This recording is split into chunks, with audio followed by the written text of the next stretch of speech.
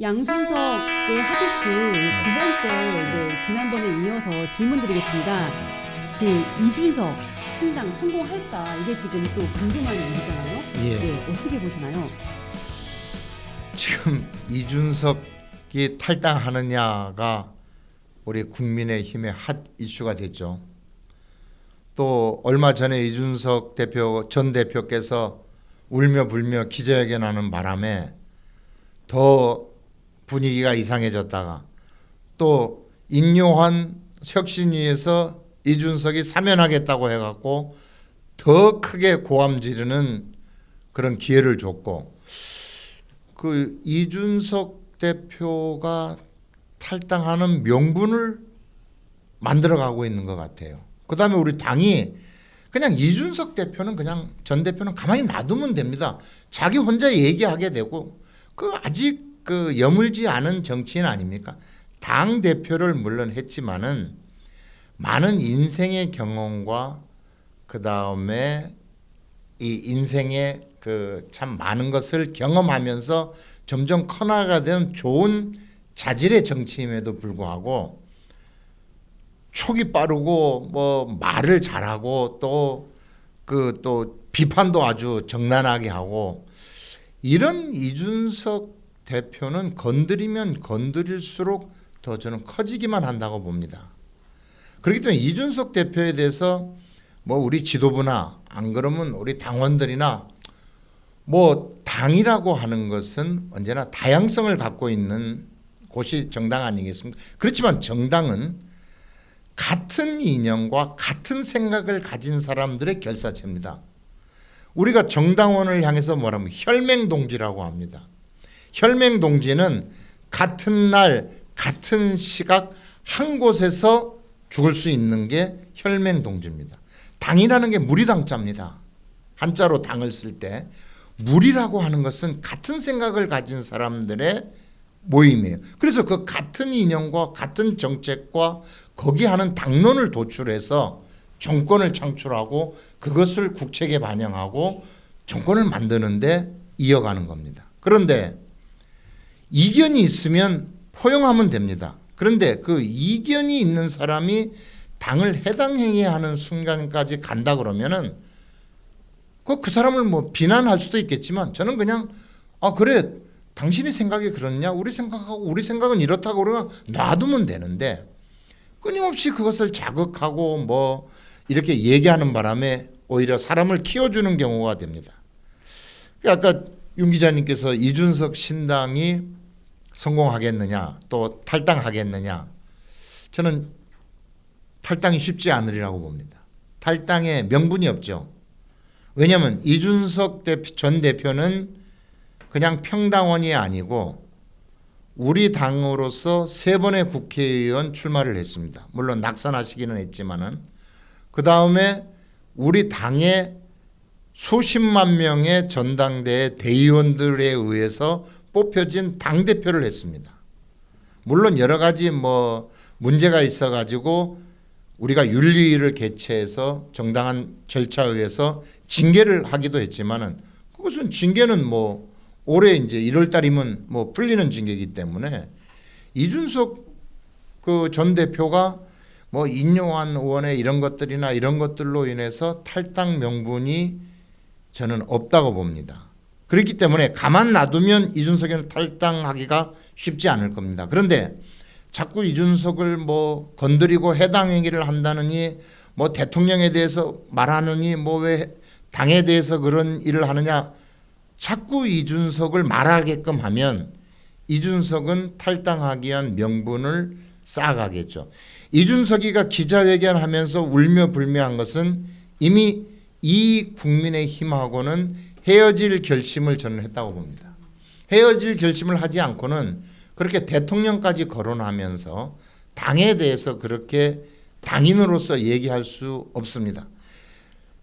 모든 당원들은 당을 위해서 헌신해야 됩니다. 그 당에 해당 행위를 하면 윤리위를 개최해서 징계를 하죠. 그런데 이준석 지금 전 대표는 탈당을 준비하기 위한 수순을 밟는 거라고 봅니다. 자, 그러면 이준석 전 대표가 탈당해서 신당을 만든다. 신당이 성공하겠느냐? 그것이 성공하기 위해서는 몇 가지 전제 조건이 있습니다. 첫째, 이준석 전 대표가 탈당하기 위한 명분이 있는 탈당을 해야 되고, 그 다음에 그 명분 있는 탈당을 결행할 때 이준석의 의견을 옳다고 따라가는 현역 의원들이 있어야 됩니다. 그 다음에 이준석 의원이 탈당해서 나가서 당을 만들 때 거기에 지금 양향자 의원이죠. 양향자 의원의 신당, 금태섭 의원의 신당, 이들과 같이 새로운 당을, 신당을 만들어도 우리 대한민국 국민들은 참 이상하다고 그럴까 아니면 옳은 생각이겠죠. 당을 쪼개고 나간 사람들에 대해서 그렇게 좋은 시각으로 안 봅니다. 특히 국힘에서 나간 사람들이 성공한 경우가 거의 없어요. 대표적으로 성공 못한 게 이인재 국민신당 아닙니까? 그런데 이준석 전 대표가 고무적으로 생각하는 것은 이번 갤럽에서 17.1% 신당을 만든다 그러면 그 다음에 그것이 윤석열 신당의 14.7%보다 2포인트가 1점 몇 포인트가 많습니다. 아마 거기에 굉장히 고무됐을 겁니다.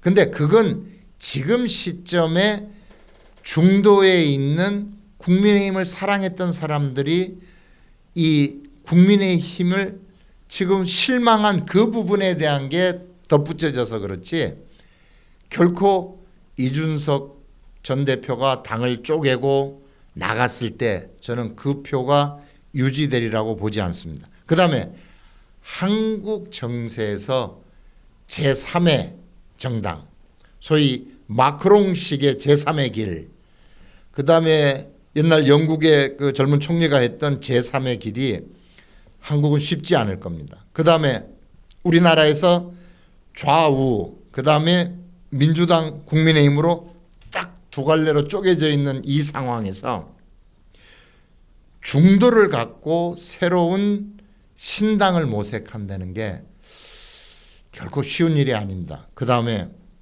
저는 정당을 여러 번 창당하는데 해봤습니다. 여러 번 해봤는데 창당 작업이 굉장히 자금도 많이 들고 지난한 과정입니다. 그 다음에 거기에 있는 새로운 사람들, 금태섭, 양영자, 무슨 유승민, 그 다음에 천하람, 뭐 거기 따라가겠다 하는 사람들이 전부 다 자기 팔을 자기가 흔드는 사람들입니다. 소위 말해서 개성이 아주 강한 사람들이죠. 개성이 강한 사람들을 모아서 제3의 이념을 갖고 중도 정당을, 그 새로운 신당을 만든다는 게 결코 쉽지 않으리라고 봅니다. 그래서 결론적으로 얘기하면 이준석 전 대표는 탈당의 명분이 없기 때문에 탈당하기가 쉽지 않을 거고, 그 다음에 탈당해서 나가서 신당을 만든다 그래도 제 개인적인 생각으로는 성공하기가 쉽지 않을 겁니다. 단 지금 선거법에 의해서 위성 비례정당을 만들 수 있기 때문에 혹시 그런 식으로 해서 자기들이 비례대표에 몇 번 해서 국회를 진출하는 방향으로 당을 만든다 그러면 이준석 대표님, 그건 비겁한 행동입니다. 이준석 대표님은 젊습니다. 그리고 장래가 촉망되는 그 정객이고 또 공부를 하버드에서 한 아주 프레시한 27살 때 우리 당의 최고위원을 하셨지 않습니까? 우리들은 평생을 해도 이 지도부에 한번 들어가 보지를 못했는데 27살 때 지도부를 해서 아낌없는 정견을 말씀하셨고 당을 잘 이끌어 오셨는데 위성정당에 해갖고 국회의원을 하기 위해서 신당을 만든다? 저는 그건 정계구로서는 하지 않아야 될 거고, 설령 국회의원이 된다 그래도 그것은 아무런 의미가 없다는 말씀을 꼭 드리고 싶습니다.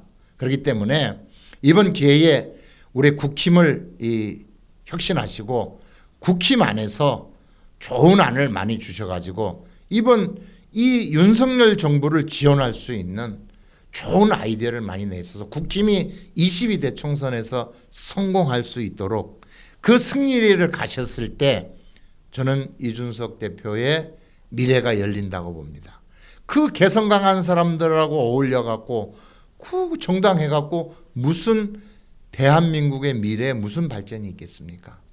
저는 이 바다 위에 먹물 한 줌을 던진다 그래서 바닷물이 먹물로 변하지 않는다고 봅니다. 바다는 언제나 자정 능력이 있습니다. 우리 국힘도 자정 능력이 있습니다. 이번 인요한 이런 혁신위를 반드시 성공시켜서 우리가 22대 총선에서 반드시 과반수의 동원을 할 수 있는 그런 기회를 우리가 만들어 가야 됩니다. 윤석 대표님 마음 한번 좀 다잡아 주시고 우리 당을 위해서 헌신해 주십시오. 부탁드리겠습니다. 잠깐 여기를 눌러주세요. 구독과 좋아요를 눌러주시는 분들에게 건강과 행운 장수를 기원합니다.